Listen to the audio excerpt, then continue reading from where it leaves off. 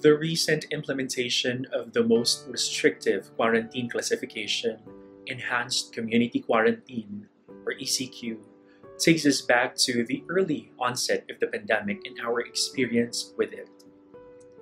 A buzzword that we would often hear is WFH, or work from home. Remote work is seen as an effective strategy for businesses to sustain their operations while being compliant with the strict health protocols. Remote work only favors certain industries and jobs. Other businesses have downsized their operations through other schemes: staff reduction, implementation of skeleton workforce, salary cuts are some of the actions done by businesses to cut losses and stay afloat. This and the shift to academic online classes during these uncertain times would definitely be challenging. You might ask, what is our attitude in terms of work during these uncertain times? As ambassadors of Jesus Christ, what is our posture given the foregoing? Today, we will learn from the life of Joseph. Our Bible verse or text is taken from Genesis 39 verses 1 to 6. Now Joseph had been taken down to Egypt. Potiphar, an Egyptian who was one of Pharaoh's officials, the captain of the guard, bought him from the Ishmaelites who had taken him there. The Lord was with Joseph, so that he prospered, and he lived in the house of his Egyptian master. When his master saw that the Lord was with him, and that the Lord gave him success in everything he did, Joseph found favor in his eyes and became his attendant. Potiphar put him in charge of his household, and he entrusted to his care everything he owned. From the time he put him in charge of his household and all that he owned, the Lord blessed the household of the Egyptian because of Joseph. The blessing of the Lord was on everything Potiphar had, both in the house and in the field. So Potiphar left everything he had in Joseph's care. With Joseph in charge, he did not concern himself with anything except the food that he ate. We are all familiar with the story of Joseph. His youth was filled with dreams, and his father loved him dearly. But envy drove his brothers to plot his murder, and eventually he was sold to slavery. Journeying to a foreign land and being a slave, unfortunate circumstances are not trivial to Joseph. Just like us, he went through uncertainties and challenges, and we can learn many things from Joseph's life and faith. How do we respond to uncertainty? What should be our posture in such a tough time? Let me share with you two things based from this Bible verse. Number one is presence. Verse 2 to 3 mentions, the Lord was with Joseph, so that he prospered, and he lived in the house of his Egyptian master. When his master saw that the Lord was with him, and that the Lord gave him success in everything he did. Let me place an emphasis there. The Lord was with Joseph. Joseph has entered Egypt for the very first time. Being in an unfamiliar land and dealing with unfamiliar people is not an easy feat. Add to that, his former stature of being a favored son was reduced to only a slave. Before the text continues, the statement, the Lord was with Joseph, was mentioned. I love where this promise is situated. Even in the uncertainty, God assures us that His presence is with us wherever we go and whatever we do. The Lord is with us. You know, as an HR professional in my previous organization, we implemented several measures to downsize our company. As HR practitioners, we would often bear the bad news to our colleagues. At the height of the pandemic, I encountered challenges left and right that disturbed my peace and even tormented my sleep. But the Lord was with me. The Lord was with Gilbert.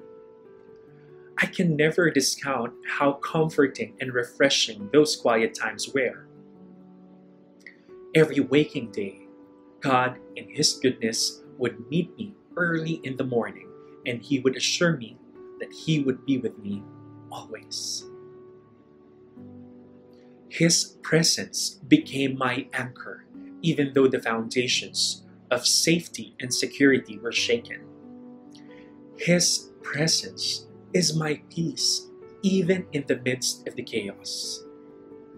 I felt that firsthand since we were classified as economy frontliners, and we were obliged to report daily on site, our hotel being a quarantine facility.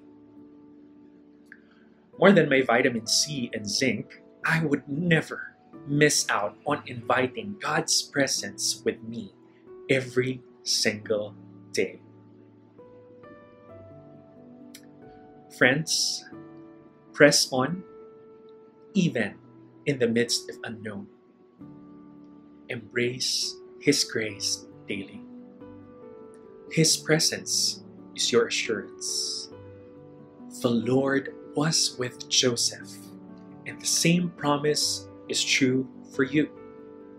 The Lord's presence is with you.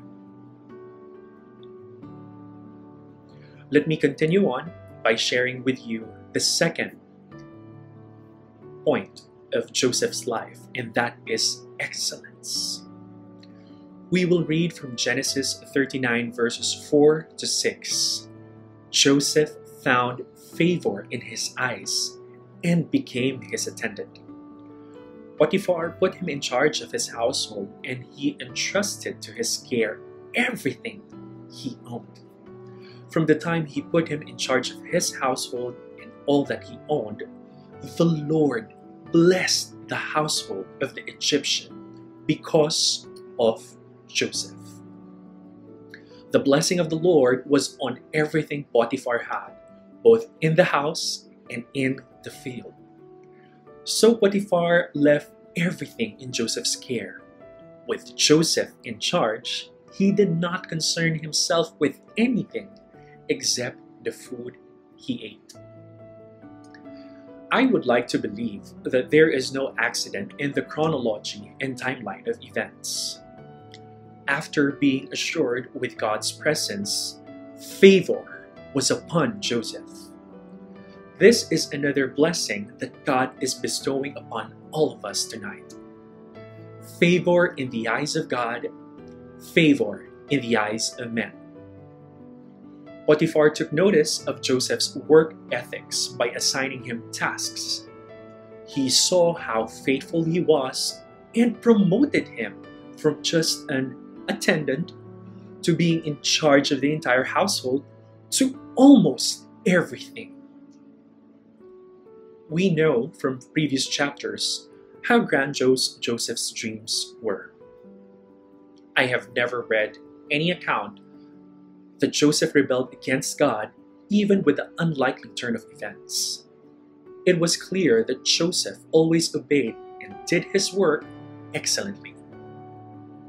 Imagine this with me, the owner of the company giving you full control of his household or even of the entire business. You won't do that to a slave, but not Joseph. Excellence rests upon him. I had dreams like Joseph. One of the prophecies released to me years back is, I will work abroad. Certainly, this has not happened yet. However, this did not stop me from doing the will of God.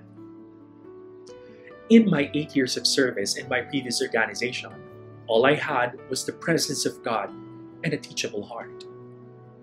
Even though I was eagerly anticipating to land a job abroad, I did my best in all the assignments and projects assigned to me. Little did I know that working excellently for 8 years would give me several accolades and 7 promotions. From rank and file to department head level. Truly, when we obey, we find favor even in the eyes of men, and we are made in charge of many things. Every assignment is an alignment to God's will. I realized that small assignments are actually big assignments. Whatever it is that you are doing now, do it excellently. God sees the heart behind the work being done, and He is using these projects to prepare you for big things. Obedience will lead you to God's big blessing. With the many uncertain things in our time, we can be confident of the 2 things based on the life of Joseph. Number 1, God's presence allows us to press on even in the midst of the unknown. Number 2, our obedience coupled with excellence prepares us for our bigger blessing. What a promise! Now let me share with you the promise of the Lord. Reading through the book of Genesis, years passed and Joseph faced many more challenges that actually even led him to prison. Although he was locked up, God's presence never left him. His anointing rests on Joseph, an anointing for interpreting dreams that benefited people. Pharaoh, the entire Egypt, and even his family. Pharaoh entrusted the whole Egypt to Joseph because of this. In Genesis chapter 41, verse 41, so Pharaoh said to Joseph, I hereby put you in charge of the whole land of Egypt. Then Pharaoh took his signet ring from his finger and put it on Joseph's finger. He dressed him in robes of fine linen and put a gold chain around his neck. He had him ride in a chariot as his second in command. People shouted before him, make way. Thus he put him in charge of the whole land of Egypt. I love how this chapter is entitled Joseph in Charge of Egypt. This was a fulfillment of the dreams of Joseph when he was young.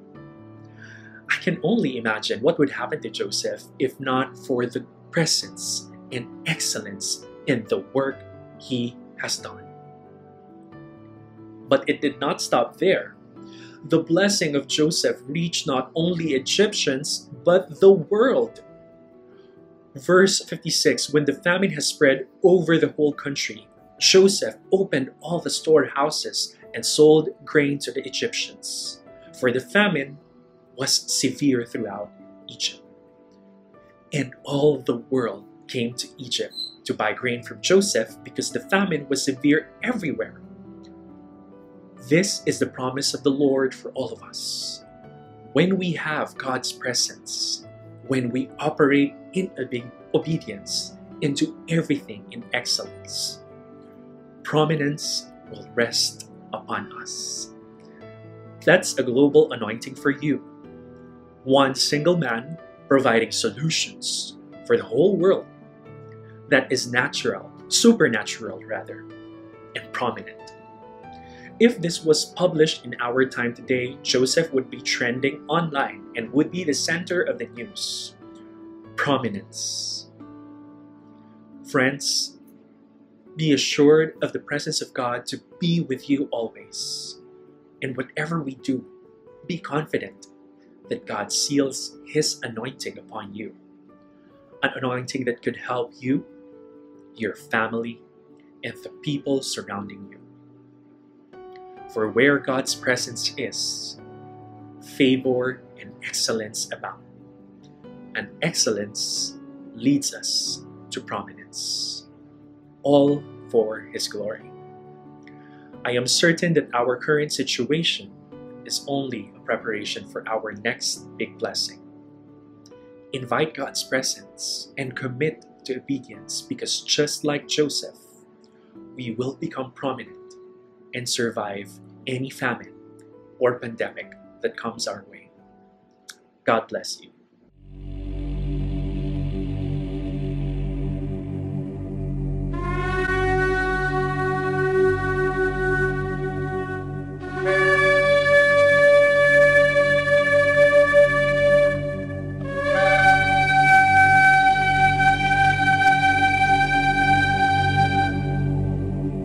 יברכך אדוני וישמרך.